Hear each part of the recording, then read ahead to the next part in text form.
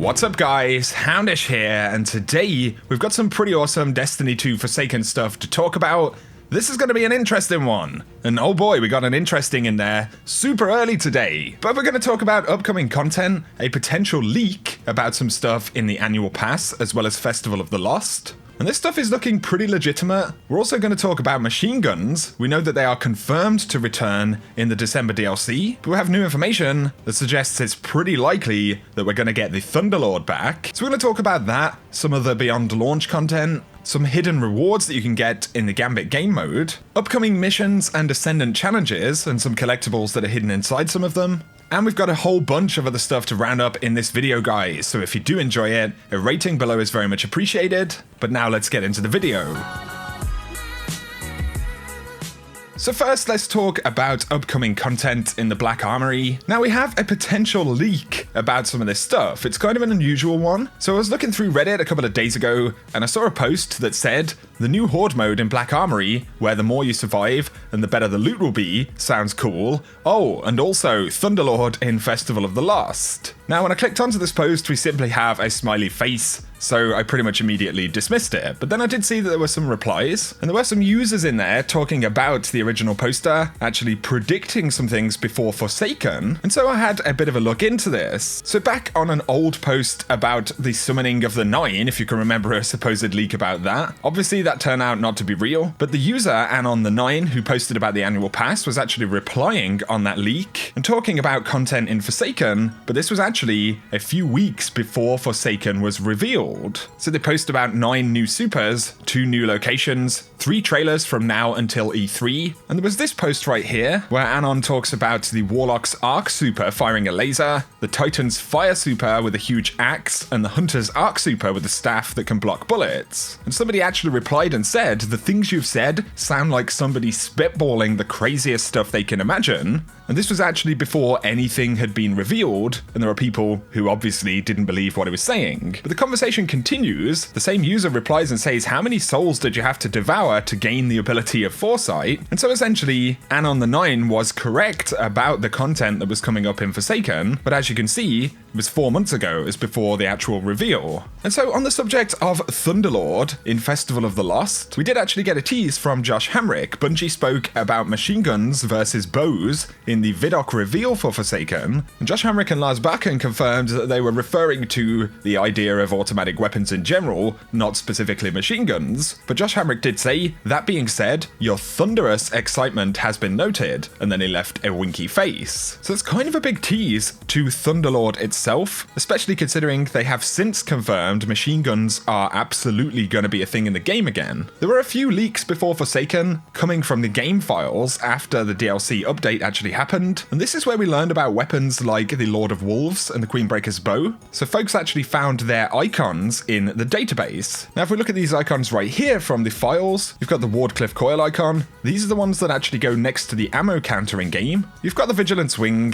Graviton lance, and the Borealis right there. But then we have this one, which shows a machine gun, and specifically, this is the Thunderlord icon. If we take a look back in Destiny 1, the exact same icon is displayed next to that ammo counter. So at this point, it's looking pretty solid that Thunderlord will actually be returning. On the subject of the other leaks, the Horde mode that gives you better loot the longer you survive, there will be a new activity called Forges of the Chain in the Black Armory, so that's probably what that is. Of course, you can take with a pinch of salt whether you truly believe this user, but historically, they've gotten basically everything they've said right. Somebody also said, now that Forsaken is out, can you tell us how you predicted all of the stuff about Forsaken? The locations, the supers, do you have a source or something? And they also said, tell me one more thing, is the last word coming back? And according to Anon, it's going to be in the Black Armory. So a bit of an unusual way to unpack a potential leak right there. We don't have a source, but we do have a backlog of correct information listed on Reddit with all of the dates before the official information was revealed. So I'm inclined to believe the user, but on the subject of Thunderlord, considering the hint from Josh Hamrick and the fact that it has an icon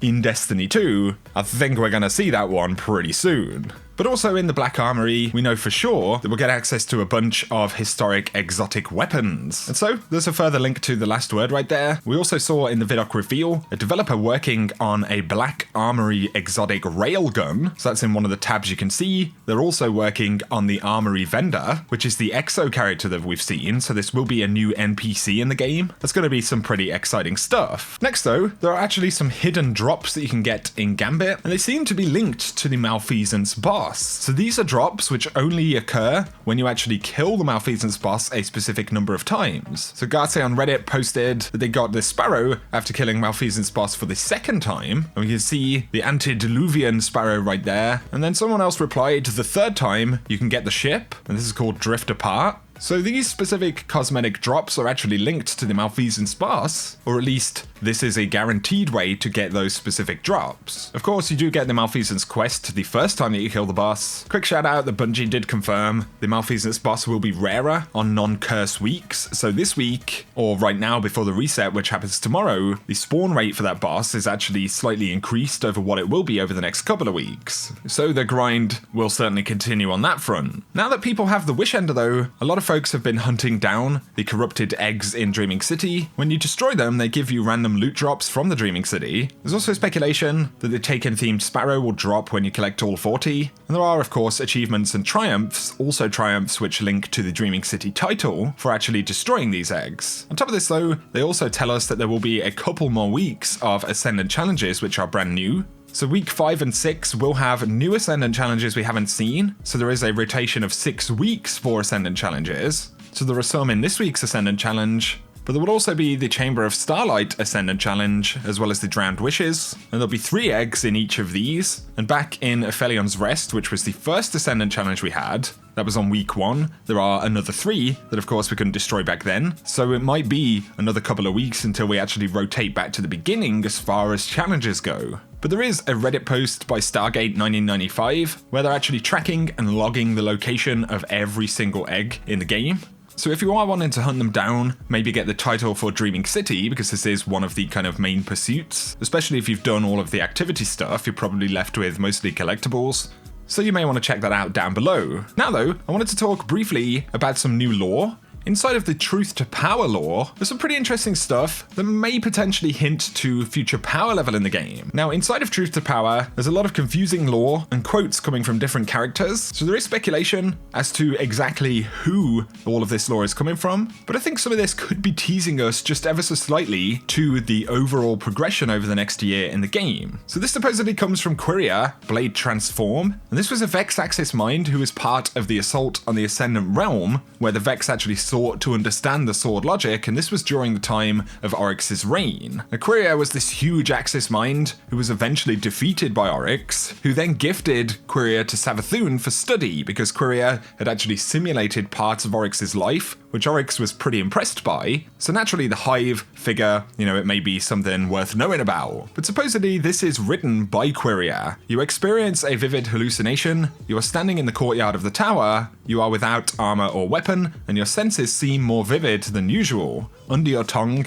is the taste of salt. You see unusual light coming from what was once the speaker's chamber. A Vex Hydra hovers in the place once occupied by the speaker's machine. As you approach, a jet of brine spurts from its chassis, and the corpse of a Greek woman with snakes for hair tumbles onto the floor. The Vex indicates to you that this is Quiria, Blade Transform, and that it created Medusa to communicate with you. She crashed when she escaped her virtual machine. You lift Medusa's body and carry her away. The corpse speaks to you and says the curse placed on Dreaming City was modeled upon the recursive time loop computations of the Vex and made real through the power of a taken Ahamkara, feeding upon the unified wish of 6 elite guardians. I created these circumstances to attract guardians in great mass. I need your help to emancipate myself from the power that controls me. If you can free me from Dol Inkaru's mastery, I can help your species. And she goes on, when you killed Riven, she granted your wish to see the city made safe, but but as all wish granters do, she perverted that wish, opening the Dreaming City to Dol Inkaru. When you defeated Dol Inkaru in turn,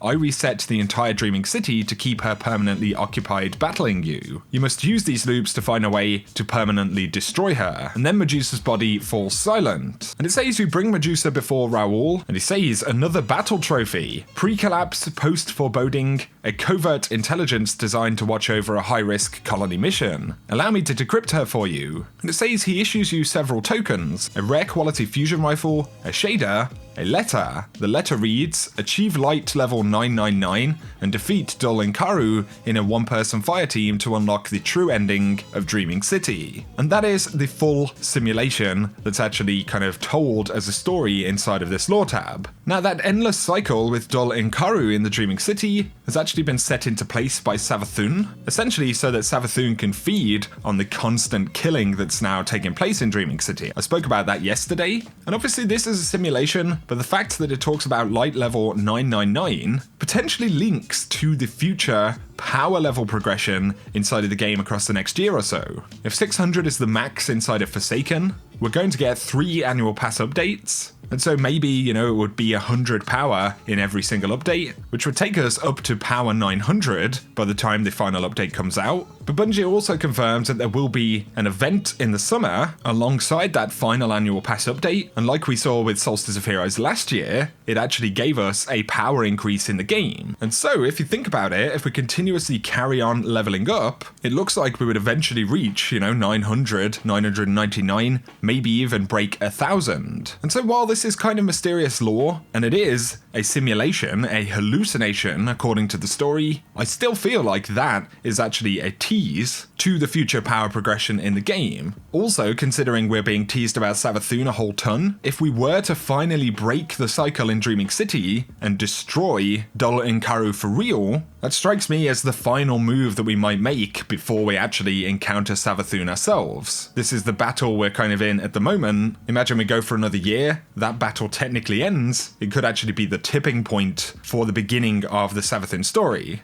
But I'd be curious to hear what you guys think about that. Honestly, I kind of think Bungie are going to let us power all the way up to, level 1000. But of course, it's going to take a long time. We never saw that in Destiny 1 because the power leveling system changed around a little bit every time we had an update. So it didn't just continuously progress over time, but it seems that Bungie have been doing that with Destiny 2. We've just gone up and up and up. So I'm going to place my bet on that one. I think we're going to get eventually to level 999. And eventually break 1000. That would feel really, really cool. But let me know your thoughts about that down below, guys. I want to mention one final thing here. Sony have announced that they're going to start developing crossplay, and they're going to allow that on their platform, so PS4 would be able to crossplay with different platforms in certain titles. Activision spoke to IGN on the subject because quite a lot of people were talking about Destiny, Overwatch, Call of Duty, and they say, we've had a great experience with crossplay for Hearthstone, and on other platforms we've witnessed how compelling it can be for our community. There's still a lot of work to do on both our side and the platform side to understand whether crossplay might be integrated into our games, so we'll be watching the upcoming test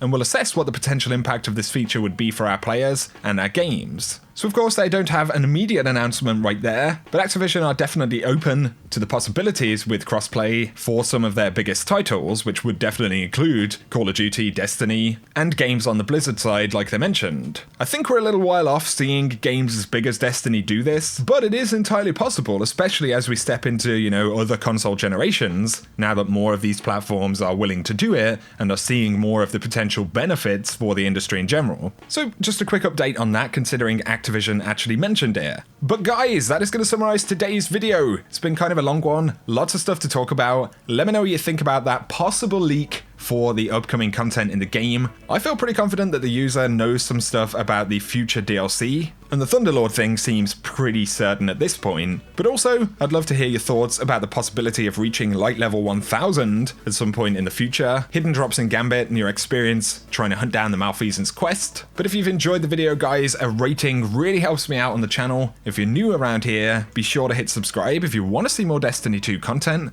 But for now, whatever you guys get up to, I hope you have an awesome day.